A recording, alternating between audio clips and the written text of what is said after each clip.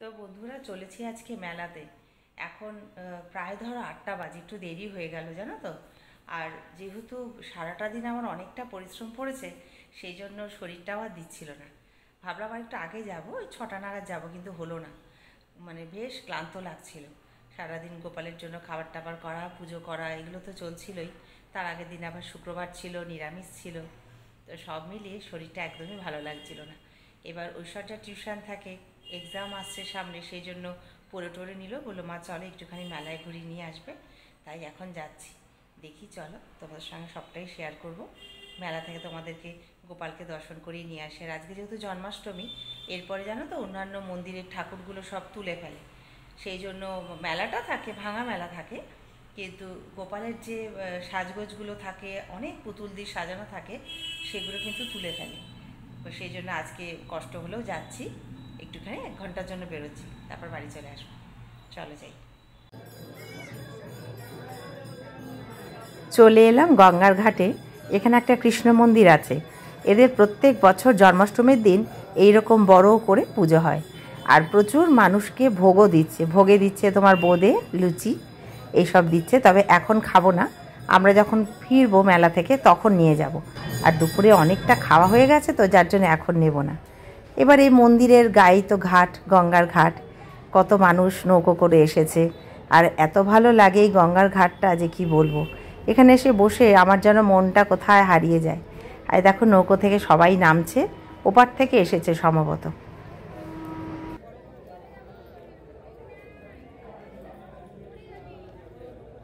বাহ, ওরা ওরা এরকম।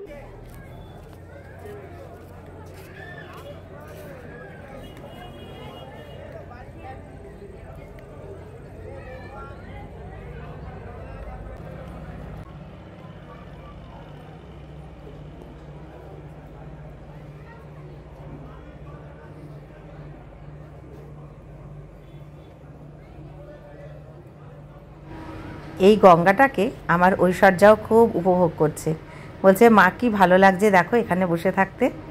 তো যাই হোক, এবার আমরা উঠবো, উঠে একটুখানি ভেতরে যাব। মেলায় কি কি দোকানপাট আছে, কি কি সাজগোজের দোকান, খাওয়ার দোকান, আর সবচেয়ে বড় কথা মন্দিরের ঠাকুরগুলোকেও দর্শন করব। এই দেখো এখানে সবাইকে দিচ্ছে পাতায় করে বোঁদে, লুচি। তো কত রকমের যে দোকান, মেলা মানেই তো হরেক রকমের দোকান। তো ঘুরতে ঘুরতে চলে এসেছি আমরা ভেতরটায়। এখানে ফুচকাটা এখন খাবো না, যেহেতু দুপুরবেলা আমাদের আজকে লুচি খেয়েছি, ভাত খাইনি জন্মাষ্টমীর দিন। তাই জন্য ঐশ্বর্য বললো মা অন্য দিন এসে খাবো। আর এখানে এই ছবিগুলো দেখো কি সুন্দর।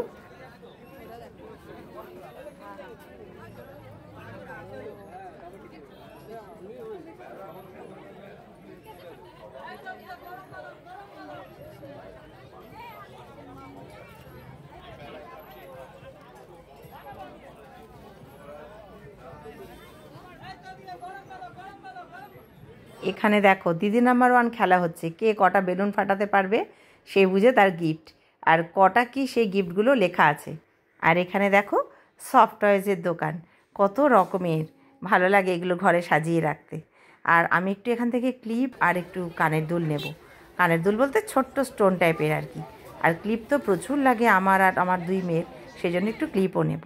আর এই যে এখানে খাবারের দোকান, যখন বাড়ি ফিরবো তখন এগুলো কিনে কিনে নিয়ে যাব। এখন কিনলে না হাতে করে বইতে হবে জানো তো। আর চলে একটু মন্দিরে ঢুকবো, তারপরে আরও অনেক কিছু আছে। একদিনে তো মেলা পুরো দেখানো সম্ভব না, তোমাদের সঙ্গে আমি নেক্সট ভিডিওতে পুরোটা শেয়ার করব। তো আজকের মতো ভিডিওটা এখানেই শেষ করলাম। তোমরা ভালো থেকো, সুস্থ থেকো, আনন্দে থেকো, আর এভাবেই আমার সঙ্গে থেকো। দেখা হচ্ছে মেলার দ্বিতীয় পর্বে ভিডিও। টাটা।